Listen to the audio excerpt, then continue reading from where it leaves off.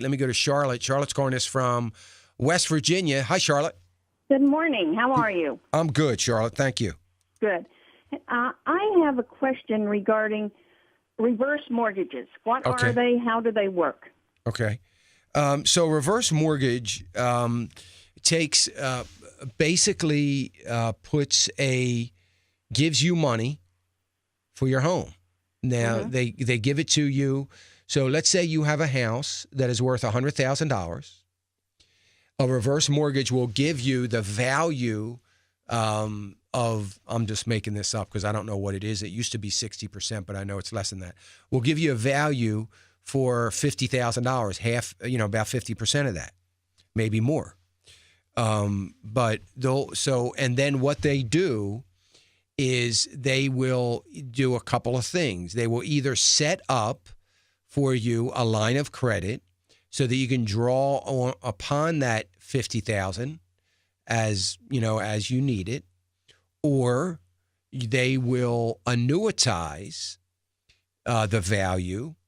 And annuitize means that they will pay you a certain amount of money every month for as long as you're in the home. So they will do one of two things. So, but the thing that I don't usually recommend reverse mortgages but I will say this, like every product, even some of the products I just really don't like, every product has a place somewhere, that it is going to fit right in certain circumstances. So I have told people, if it's an absolute last resort, so if you were in a situation where someone's in a situation where they've got their home, they just can't afford it. They want to stay there. They don't want to leave it. They don't want to sell it and go out and start paying rent or whatever. And it's their only asset, and they'd like to stay there, but they can't afford it. And they don't care about heirs. They're not worrying about leaving the house to anybody or anything like that.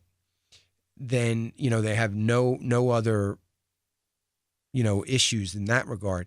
Then it's probably an okay thing. I mean, I don't like the idea of this mortgage company ending up with your home someday. That kind of, that just rubs me the wrong way. But at the same time, I do understand if it's a last resort and it's the only thing you can possibly do to stay in the house. But remember, you still got to maintain it, and you got to pay the taxes, and you got to cut the grass. You got to do all those things. You're not, if the I'm sorry, I'm fighting a sneeze. Sorry about that. If there's nothing you can do, then you still, if the furnace blows up, you still got to buy a new one. If it needs a new roof, you still got to put that on. If something happens, you still got to totally maintain it so you don't lose that expense. Does that help? My husband and I, it's not a matter of need. It's a matter of, you alluded to it a while ago, our children live all over the place, and they'll never move back here to retire or to stay. Okay. We own an income property, and we own our home, and there's no mortgage there, and we're literally debt-free. But I've just heard so much about reverse mortgages. I don't understand them, and it's just extra income is all it would be. That's all. It's not a matter of need. Right. And that's what it would create for you, some extra income.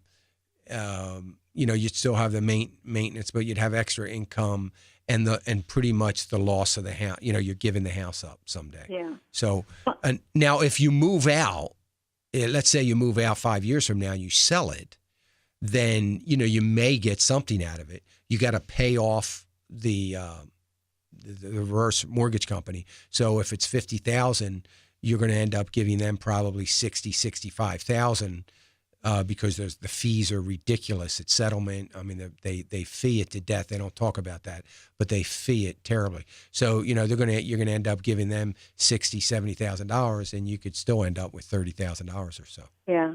Well, I think this is not a very good idea. Yeah.